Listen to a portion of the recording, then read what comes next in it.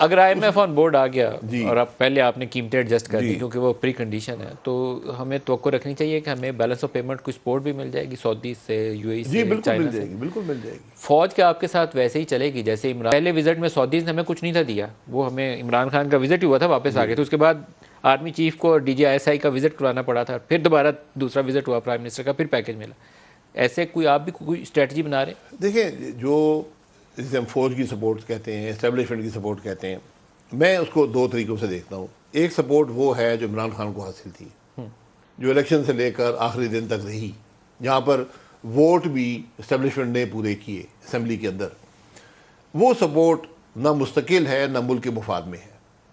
آپ کو سپورٹ وہ چاہیے جو نیشنل سیکیورٹی کمیٹی کے ٹیبل پر ہے، جو ملک کے سیکیورٹی کے معاملات پر ہے، جو ملک کی معیشت کے لیے ہے.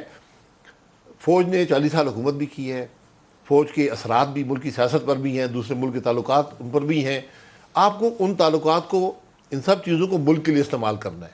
آج دو ٹیبل نہیں ہیں، آج ہم سب ایک سائیڈ پر ہیں. ہم سب نے مل کر اپنے جو بھی اثرات ہیں، ریسورسز ہیں، استعمال کر کے، کیونکہ میں آپ کو حقیقت سے بتا دوں، جتنا بڑا کرائسس شاید آج پاکستان کو کی اکانومی فیس کر رہی ہے، اس کا پاکستان کی تاریخ میں کوئی ثانی نہیں ہے.